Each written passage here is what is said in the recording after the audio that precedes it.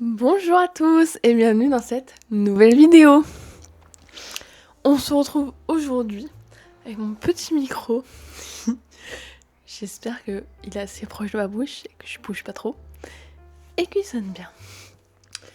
Je pense que dans la prochaine vidéo, je l'attacherai, mais là je suis très fière de cet achat. Donc, on se retrouve pour le petit bilan du mois de juin. Et les gars, je vais prendre mon téléphone pour faire le bilan avec vous. J'ai charbonné. Comme rarement, j'ai charbonné. Je vous jure. Alors, en tout, j'ai lu 7 mangas, 5 livres, dont 2 audiobooks. Le charbon était présent. Je ne sais pas d'où ça me sort. Je pense que c'est le fait d'avoir commencé à filmer des vidéos. Je me dis, il faut que je lise pour pouvoir vous faire du contenu. Et du coup, je suis trop à fond dedans. Donc, je suis trop contente. En tout, ça fait 3978 pages, dont 1380 pages de manga. Et en tout, j'ai 32h33 d'audiobook. Donc, très très fière de moi. On va commencer avec les mangas. Le tout premier du mois de juin que j'ai lu, c'est... il y a encore l'étiquette de Leclerc Occasion. Le tome 10 de One Piece. Et lui, je l'ai bien aimé. Bien aimé, c'est... Voilà, on est toujours à Arlong Park. En fait, je vous avoue que j'ai l'impression que le mois de juin a duré 1000 ans. Donc j'ai l'impression que je l'ai lu il y a 100 ans. Ah si, je me souviens. Ce que j'ai bien aimé, c'est un peu ridicule. Mais c'est que pour le sauver de la mer, ils ont pris son cou et l'ont monté à la surface. Voilà, ça m'a beaucoup marqué. J'ai trouvé ça assez rigolo. Mais sinon, ça reste One Piece, hein, c'est toujours aussi bien. L'amitié qui est présente dans ce manga est toujours aussi belle. Il y a des beaux combats, des fois on comprend rien. Genre Zoro, il arrive à faire des dingueries. Alors que... il a que 3 katanas, déjà il en a 3. Mais il fait des dingueries alors que... ces dingueries, on dirait qu'il en a 15 000. Mais c'est trop chouette. Ensuite, prochain manga, c'est une trilogie. J'ai lu les 3 tomes et c'était Léviathan. C'est un collègue qui me les a prêtés. Donc trop gentil. Et donc Léviathan, c'est une sortie scolaire dans l'espace. Et ils vont avoir un accident dans leur vaisseau, ils vont se prendre une météorite. Il va casser le vaisseau. Et il y a 2 professeurs, alors là c'est une classe de lycéens, donc ils sont quand même assez jeunes. Et en fait, rapidement dans l'histoire, les 2 professeurs vont mourir. Et donc on voit le chaos, puisqu'en fait ils se rendent compte, au fur et à mesure, qu'il n'y a qu'une seule, une seule cabine d'hibernation pour toute la classe, et alors qu'il n'y a qu'une seule personne qui rentre.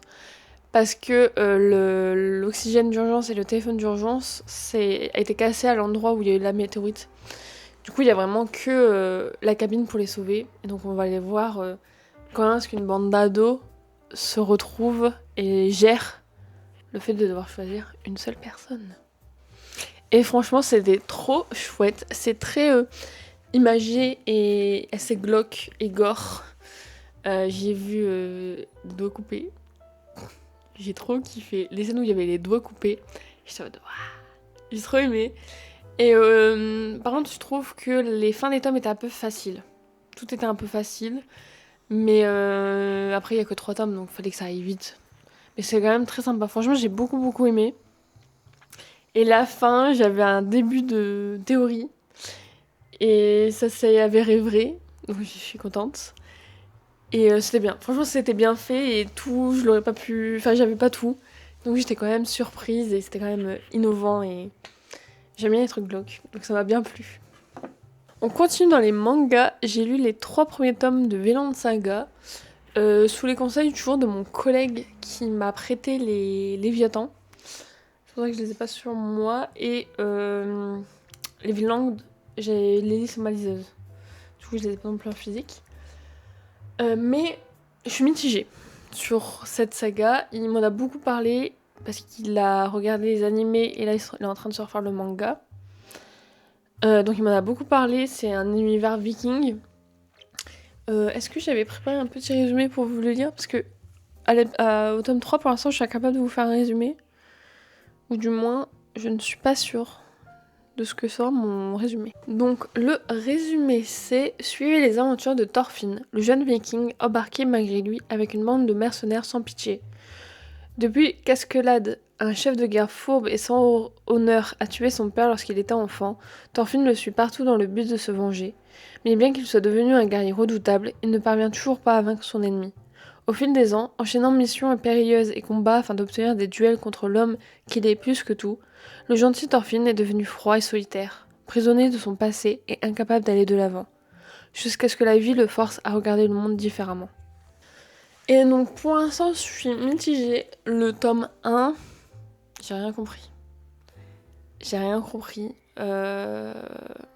Mais toute la partie avec Thorfinn enfant, j'ai adoré.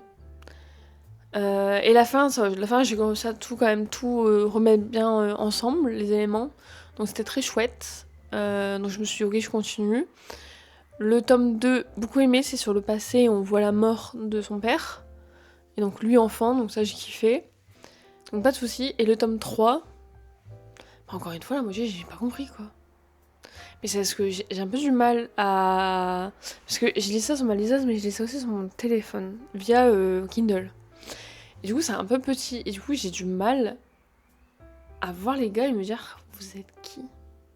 Vous êtes qui? Genre à un moment donné, les mercenaires là, donc on a parlé qu'ils ont le Thorfinn. Je suis même pas sûre que c'est eux d'ailleurs. Enfin bref, il y a des méchants qui embarquent un prince et un autre gars. Et genre l'autre gars, pendant tout le long, je pensais qu'il était avec le groupe qui ont enlevé le prince. Pas du tout. J'ai compris ça à la fin. Donc c'est un peu flou. Pour l'instant, je suis pas hyper emballée. Mais il m'a vendu du rêve, donc je vais vraiment continuer. Et au moins lire, je sais pas, 6-7 tomes pour vraiment me faire un avis et voir si j'abandonne pas.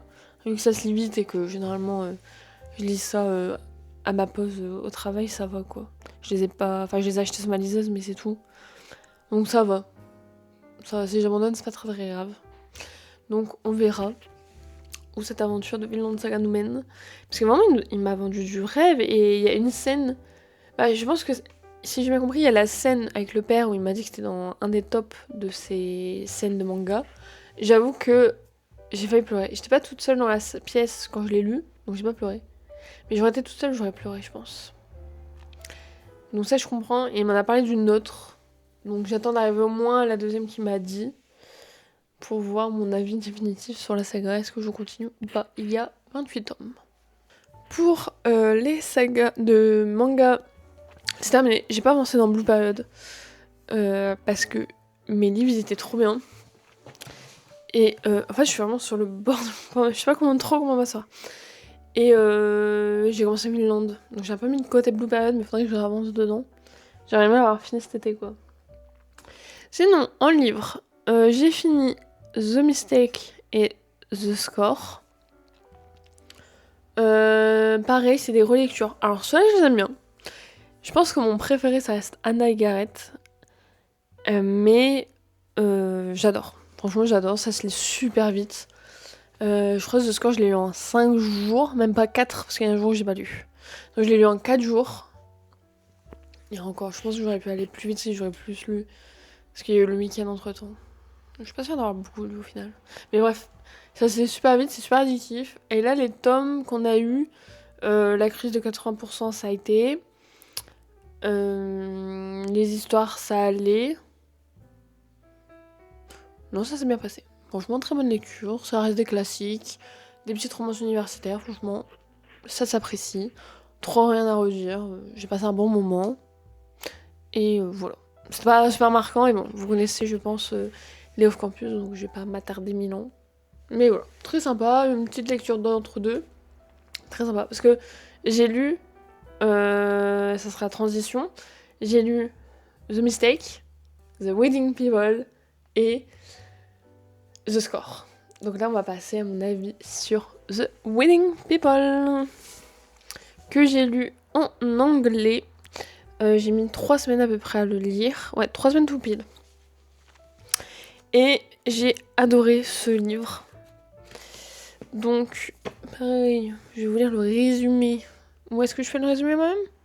Allez, on se tente un petit résumé. Dans ce livre, on va suivre Phoebe, qui est en très grosse dépression, et qui va décider de prendre sa plus belle robe et de partir dans son hôtel de rêve 4 étoiles pour y mettre fin à sa vie.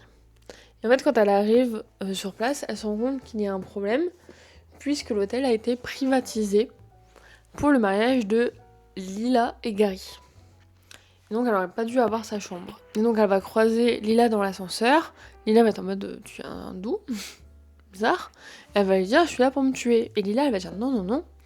Et donc elle va un peu la prendre sous son aile, plus dans le sens où elle va toujours débarquer dans la chambre de Phoebe. Et vu qu'ils se connaissent pas, Phoebe peut pas trop juger Lila. Et donc Lila va vraiment se confier. Ça s'avère que le plan de Phoebe va tomber à l'eau. Et en fait, elle va avoir des petits instants où elle se dit pourquoi est-ce que je veux faire ça, tout ça. Et il y a toute une introspection. Et donc on va les suivre durant une seule semaine. Donc le livre c'est 320 pages, 360, 365 pages il me semble en plus. 365 pages qui se déroulent en une semaine. Donc où il y a toutes les étapes du mariage. Donc il y a tout le monde au mariage, ils vont faire du brunch, ils vont faire des soirées filles pour le mariage. Après il y aura le mariage, tout ça.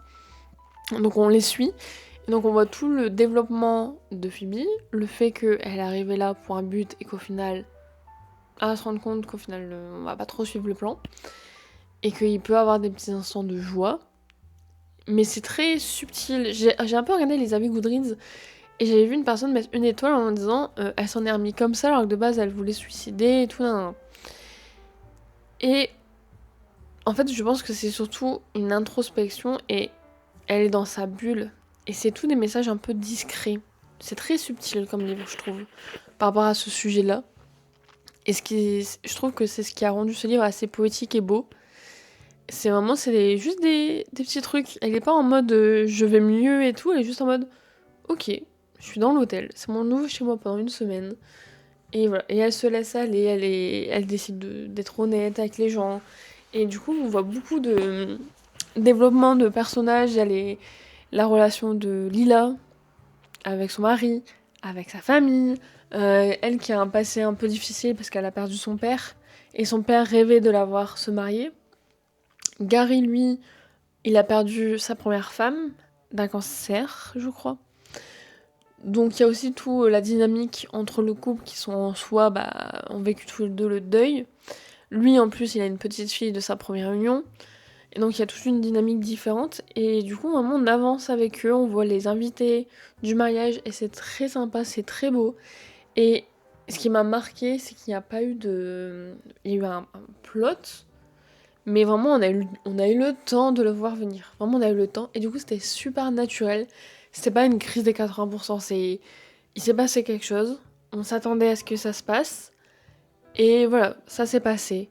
Et puis à la fin, tout le monde se dit au revoir et tout le monde rentre chez soi. Et j'ai trouvé ça vraiment bien, c'était très naturel, comme si on y était.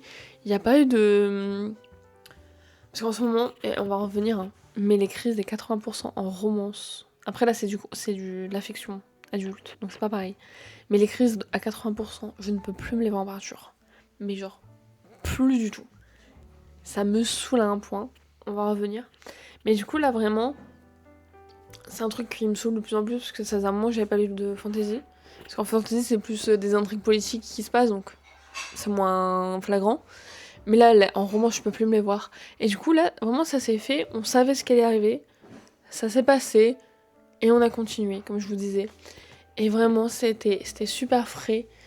Et j'ai mis 4 étoiles. Après, je pense qu'il y a aussi le fait que ça faisait longtemps que j'avais pas lu un livre en anglais, que je suis pas très très habituée. Je pense que j'aurais lu en français, ça aurait parti sur un 5 étoiles. Mais là, j'avoue qu'il y a des trucs que j'ai pas forcément compris. Et j'ai vu des avis, et c'est vrai, genre, tu sors de ce livre, t'as des images en tête. T'as les oreillers qui sont de la noix de coco. Après, j'ai vu quelqu'un en parler avec un panda. Ça, j'avoue, j'ai pas compris la ref. T'as le petit chien en plastique. Voilà. Et du coup, c'est super touchant d'avoir ces petites trèfles là. Ah bah, on va pouvoir le ranger. Hop là. Non, franchement, j'adore les fictions non adultes. Les fictions adultes, justement. C'est mon petit pain à moi, j'adore. Et ensuite, on est déjà quasiment à la fin. On a les 2 premiers tomes de la saga Windy City, donc on a My Isle et The White Move, qui tous les deux ont été écoutés en livre audio sur Audible. Alors, le tome 1. Je l'ai beaucoup aimé. J'étais très surprise. Je pensais pas que ça allait être une saga que j'allais apprécier. Et au final, j'ai beaucoup aimé. C'est pas un connard comme j'aurais cru. En fait, je trouve que le résumé de ce livre ne va pas du tout. Du coup, ce livre parle de Stevie et Zenders. Zenders est un joueur de hockey à la NHL. Et Stevie est hôtesse de l'air pour cette équipe de hockey. Et du coup, elle va toujours être là pendant les vols. Et Zenders va avoir un coup de foudre et va vouloir coucher avec elle. Et elle va être résistante. Genre, elle s'en fout qu'il soit connu, elle s'en fout que ça soit un grand hockeyeur, genre, elle s'en fout. Et du coup, lui, il va être très intrigué parce qu'elle va pas essayer de lui lécher les bottes parce que c'est Xenders, j'ai le son de famille. Mais du coup, c'était. Du coup, il est attiré par elle. Et on va suivre leur petite histoire d'amour. Comment est-ce qu'il va réussir à combler le cœur de Stevie? Parce qu'elle s'appelle Stevie. Ah bah oui, je l'ai dit qu'elle s'appelle Stevie. Elle s'est fait aussi appeler V. Mais voilà. Donc comme je vous ai dit, je pensais pas du tout que j'allais kiffer. Et vraiment, j'étais à fond dedans. Je l'ai écouté. C'était trop bien. Ça parle de santé mentale, puisque avec son meilleur ami, ils tiennent une association bien dans leur basket pour les jeunes sportifs. Enfin, les jeunes, genre les jeunes collège, tout ça. Sportifs qui se sont pas très bien dans leur tête et tout. Parce qu'il y a toute une psychologie de traumatisme du côté surtout de Xenders, puisqu'il a été abandonné par sa mère et son père a dû travailler beaucoup et donc c'est comme s'il l'avait abandonné lui aussi, alors que lui il a fait ça pour le travail, mais lui il se rend pas forcément compte. Et après on a Stevie qui elle a un frère jumeau qui s'appelle Ryan et sa mère elle a un vrai problème avec Stevie parce qu'elle voulait que petite elle soit mannequin, Miss France, nanana, et Stevie elle est pas du tout comme ça, genre elle s'habille en baggy, elle s'habille avec vraiment ce qu'elle trouve dans son placard quand elle travaille pas, vraiment elle s'en fout un peu. Elle a des rondeurs, vraiment elle s'en fout d'être mannequin, elle mange comme elle veut, tout ça. Et sa mère elle le supporte pas, elle a pas de mec ni rien, donc ça crée des problèmes. Donc pareil, ils ont tous les deux un peu leur trauma. De toute façon, qu'est-ce qu'un livre de romance sans trauma, vous allez me dire. Et là, c'était vraiment bien. Franchement, ça s'est bien passé. Il y a eu une crise des 80% forcément, mais c'était raisonnable. Voilà, j'ai bien aimé leurs personnages, je les ai trouvés mignons. Ça parle d'animaux, parce que Stevie, elle est bénévole dans un refuge. Du coup, ça parle d'animaux, de santé mentale. Non, franchement, il était vraiment cool. Je regarde un très bon souvenir. Voilà, ça m'a assez conquise. Et du coup, dans la foulée, j'ai écouté le tome de The White Move. Et là, encore meilleur. Nous avons le personnage de Indy, qui est la meilleure amie de Stevie. Et je vous ai dit que Stevie avait un frère. Et Ryan Indigo. C'est le tome sur les deux. Et en fait, dans le tome 1, Indigo se fait larguer. Parce qu'en fait, un jour, elle va rentrer plus vite de son vol. Elle va vouloir faire une surprise à son copain. Et en arrivant chez elle, elle va trouver son mec en train de coucher avec notre meuf dans son lit. Et du coup, ce jour-là, elle va atterrir en refuge chez Stevie. Et de là, elle va créer tout un nouvel dynamisme avec Ryan. Et à un moment, elle va avoir besoin, et ça commence comme ça dans le tome 2, d'un logement pas très cher. Donc Stevie va demander à son frère si il veut bien faire coloc avec Indy. Il accepte parce que c'est sa sœur jumelle, il peut rien refuser à Stevie. Mais il est très psychorigide. Il est très maniaque. Il déteste le désordre. Il déteste les gens qui parlent fort. Il faut vraiment que ce soit comme il a envie. Et elle, c'est vraiment une boule d'énergie. Elle arrive, elle fout un bordel monumental. Elle a plein de livres multicolores. Elle a toutes ses affaires, c'est multicolore. Elle s'habille en multicolore. Enfin, c'est une boule d'énergie. Et du coup, et elle travaille aussi pour les hockeyman. Les hockeyeurs. Elle fait le même job que Stevie. Mais sauf que Stevie, à la fin, elle a démissionné. Du coup, Indy, elle est toute seule. À ce moment-là, dans les livres. Et vraiment, j'ai rien à dire. Des green flags. Et tous les deux. Et c'était adorable. Et je sais même pas quoi vous dire, tellement la fin, elle m'a saoulée. Mais elle m'a saoulée à un point. Le livre fait 600 et quelques pages. Il fait 648 pages, ce qui fait 15 heures d'écoute. Donc moi, je l'ai fait en 1,2. Donc genre, je dois avoir 13 heures. Même pas. Un peu plus. Et en fait, genre, vraiment, le livre, c'était incroyable tout le long. J'ai trop aimé, ils étaient adorables, le mec, vraiment un green flag ambulant. Elle, c'est une boule d'énergie, donc elle lit en plus. Et lui aussi lit, et pas forcément les mêmes livres. Mais vraiment, adorable, franchement, j'aurais pu vous faire les louanges. Et en fait, ce qui a tout gâché, mais je me rends compte que ça a vraiment tout gâché, parce que c'est le seul truc que je me souviens quand on me parle de donner mon avis, c'est ça. La crise des 80%. Ce livre a été la pire crise des 80% dont j'ai jamais lu depuis très longtemps.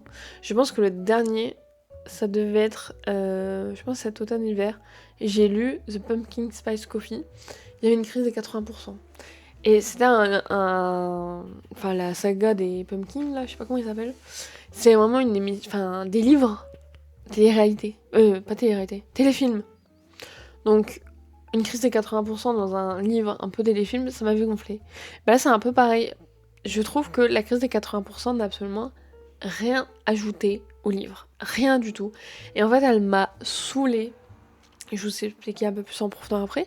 Ce qui fait que j'ai mis le livre en x2, certains passages en 3,5. J'ai mis le max pour passer toute la crise. Après, j'ai dit, vas-y, tant pis, j'ai passé un chapitre. Et après, le chapitre, je m'en fous un peu. Du coup, j'ai encore passé et je suis arrivée à la réconciliation. Donc là, je vais rentrer un peu plus dans les détails.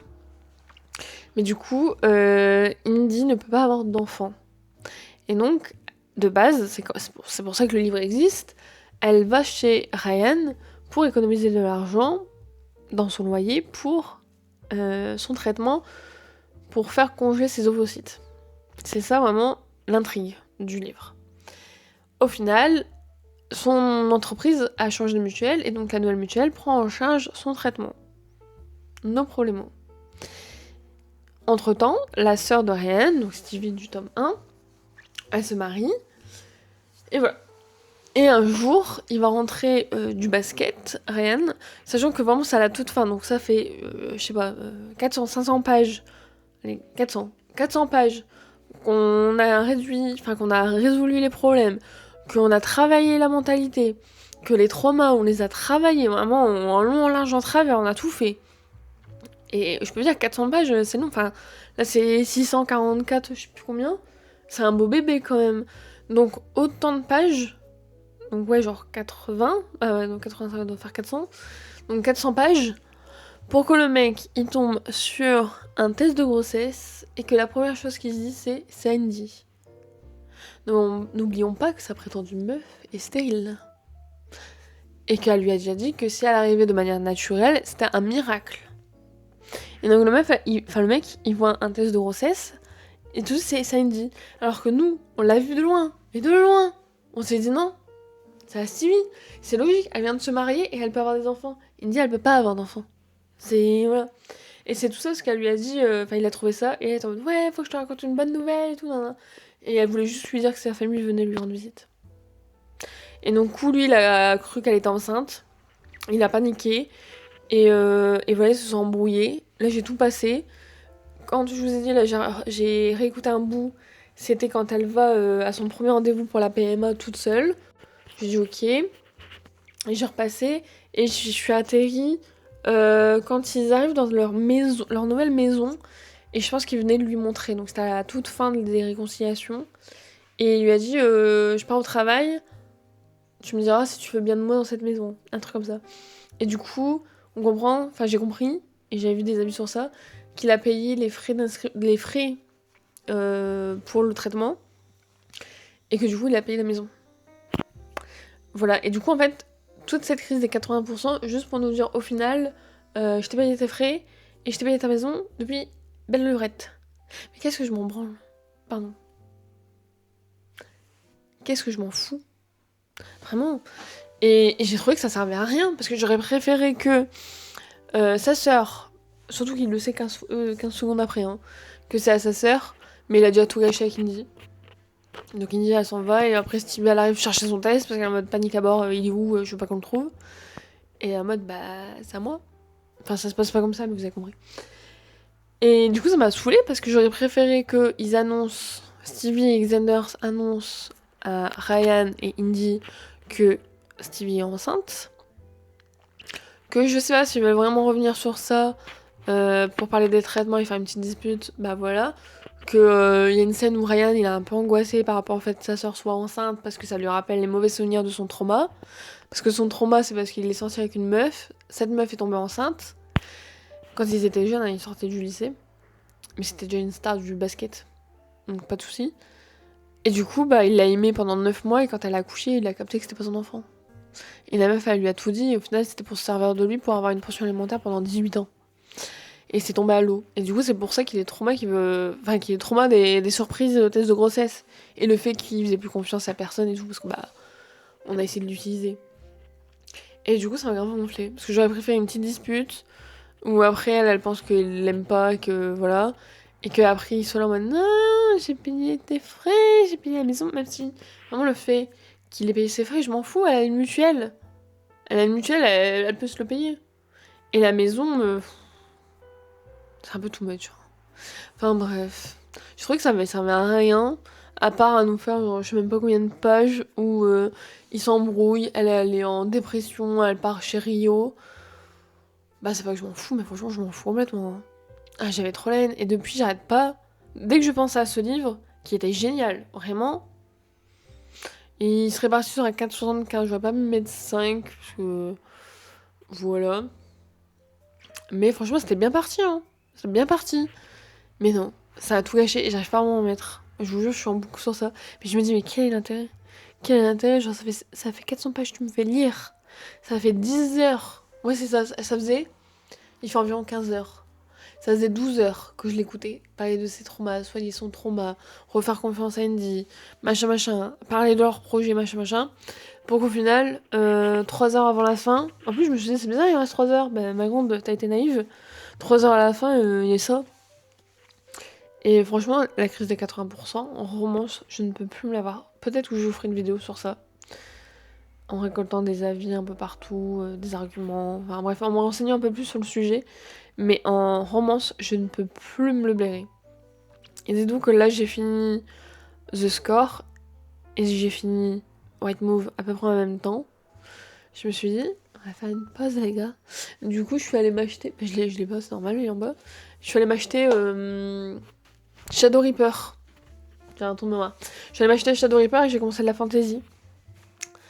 Et voilà, parce que là j'avais besoin de faire une pause dans la romance. Les crises des 80%, je ne peux plus me les blairer. Je trouve que ça ne sert à rien. Enfin, pas ça sert à rien, mais des fois ça pourrait être tellement mieux fait que là c'est vraiment juste tu me sors un couple. Pareil dans The Score. Hein. En plus, j'ai vu récemment une interview. Enfin, une meuf qui parlait d'une interview où la prota, elle racontait un peu dans un... Ah non, c'était un podcast. C'était un podcast où l'autrice, elle parlait de comment elle arrivait au dénouement de... Enfin, au développement de Dean. Et donc la fin, c'était pour qu'il se passe quelque chose dans sa vie d'assez grave et que du coup, il change de comportement. Bon, on est vite passé, quoi. Enfin, je veux dire, c'est vite passé... Voilà, ça a pas duré 1000 ans. Des fois, c'est pas assez, des fois, c'est trop. Genre, il faut... Je sais pas. Voilà, ça a été, tu vois, parce que c'était assez rapide. Et puis, c'était quand même assez mimi et tout. Enfin, je veux dire, c'est pas une crise dans leur couple. Entre guillemets. Voilà, vous voyez ce que je veux dire, si vous l'avez lu. Mais voilà, on va dire que ça va. Mais là, vraiment, je suis tapé 600 pages. Quasiment, enfin, j'en sais rien de combien de pages, mais genre 14 heures. À écouter leur trauma et tout, pour au final me... Enfin, je radote à mort, je sais, mais... Je vous jure, ça m'a saoulée. Et j'ai une pote, elle a vu que j'avais mis sur Goodreads que je trouvais pas l'intérêt. Et elle était en mode, bah si, parce que sinon, comment t'aurais voulu faire pour que il parle de l'assurance, enfin qu'il a payé les frais pour la PMA et tout. Je m'en fous de ces frais-là. Je vous jure, dinguerie. J'espère que je bouge pas trop la main droite. Gauche, pardon. Par rapport au micro, et que ça fait pas ouh. Et vraiment, ça m'a saoulée. Donc là, je suis partie sur Fantasy. J'ai lu 70 pages. Ça fait du bien. Et ça fait du bien, les copains. On va juste terminer avec 2 films que j'ai regardés pour vous en parler quand même. On a regardé Sous écrou. Alors, ça date du début du mois, donc je vais essayer de vous faire résumer. On suit un gars, un jeune, qui est à la fac de droit, il me semble, et en même temps, il est livreur de pizza. Et en fait, on va se rendre compte qu'il a un sosie, et que ce sosie-là, il fait des braquages de fou zinzin. Et du coup, le braqueur, qui est le sosie de notre gars, il va faire tout un coup pour que, au lieu que ça soit lui qui aille en prison, ça soit notre petit jeune, Samy, je crois, qui aille en prison. Et en prison, on lui dit... Enfin, l'avocat du vrai mec, du vrai coupable, lui dit, bah écoute, tu te fais passer pour mon client, et t'auras de l'argent et tout va bien se passer. Et du coup, on suit sa vie en prison. Voilà, c'est une comédie. On a regardé ça, on était au spa, pour mon anniversaire. Et du coup, voilà, c'était sympa, on a bien rigolé. Je crois que je mets 7 étoiles sur IMDb. Voilà. C'était un petit film, comédie française. On a bien ri, on a passé un bon moment. Voilà. Dans le jacuzzi, c'était très cool. Et ensuite, on a regardé Marmaduke. Là, c'est un chien avec sa famille. Ils déménagent, ils arrivent en Californie. Et le père de la famille, il devient un peu fou du bocal avec le travail. Donc on a la partie famille où il met plus en avant son travail que sa famille.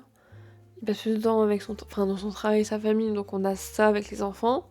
Et Marmaduke qui arrive et qui, pour une chaîne pure race, va intégrer le groupe des pure races. Et donc en fait, les pure races, ils bully les non pure races. Et voilà. Et du coup, c'est pareil, c'était sympa. J'ai vu beaucoup de critiques, mais je vais MDB, mais faut pas oublier que c'est un film pour les enfants, c'est un film familial. Donc moi, je trouvais que j'avais passé un super bon moment.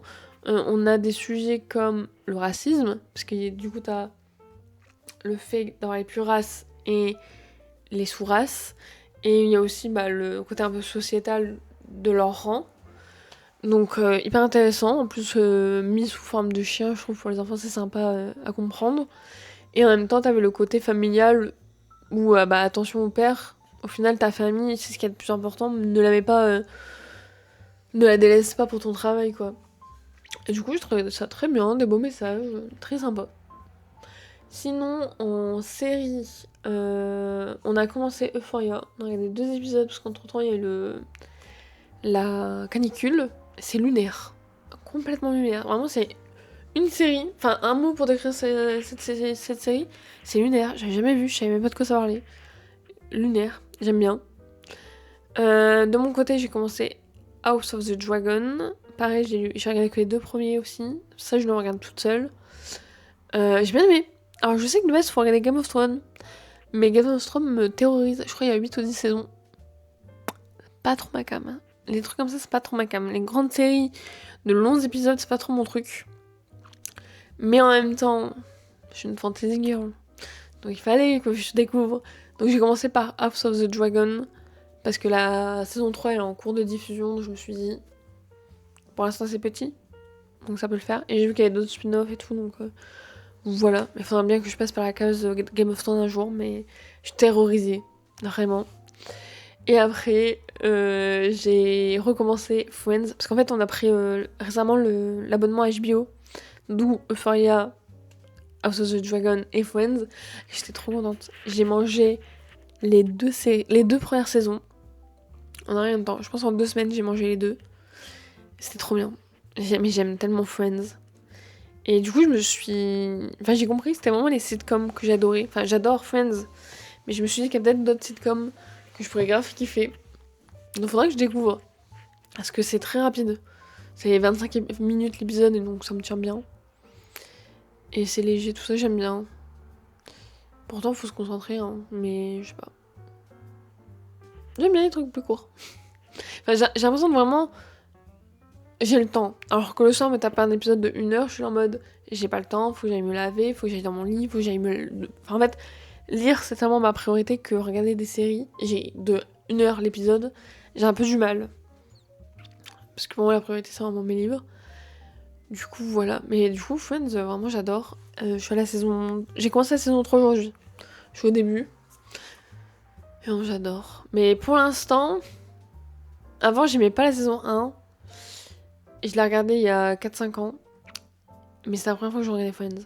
Et là maintenant que j'ai enchaîné 2 saisons, et que j'ai commencé la 3e, pour l'instant c'est vraiment la première, ma petite chouchoute. Et moi j'aime bien. Là pour l'instant j'adore, toujours autant, mais j'ai une petite préférence pour la saison 1. Donc on verra où ça nous mène. Mais je pensais que la vidéo serait courte. Mais au final, apparemment la crise des 80% ça m'a fait parler. Donc voilà, c'est là que s'achève cette vidéo. Aujourd'hui on n'a pas de produit fini puisque j'ai rien fini de fou. J'ai fini un mascara mais je trouve rien à dire dessus. J'aime bien ma crème solaire mais pareil, je me suis pas assez exposée pour vous faire un retour. Enfin je l'ai beaucoup mise. Je vous ai pas fait mon haul d'anniversaire. Bah du coup vous avez vu dans la précédente vidéo j'ai eu Silver Clock, Elf City, Love Song et When the Moon Hatch en livre. J'ai eu par une copine... Ah oui, et par ma soeur, j'ai eu le retour du diable, la vengeance du diable en Prada, un truc comme ça. Par une copine, j'ai eu un book note. Mes parents, j'ai pas encore eu. Par mon chéri, j'ai eu putain, comment ça s'appelle? Un banc. On appelle ça un banc. Un siège pour le piano sur lequel je suis assis pour faire les vidéos. Je trouve que c'est vraiment très bien. Je sais pas trop comment me foutre. Mais ça, j'aime bien.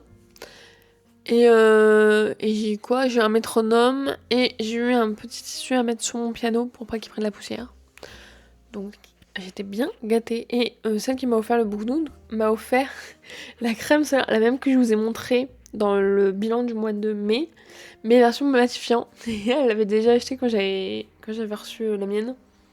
Enfin quand j'avais acheté la mienne. Elle avait trop le seum. Et en fait c'est bien parce que du coup j'ai la matifiante et la anti-tache. La anti-tache, je la mets sous mon make-up.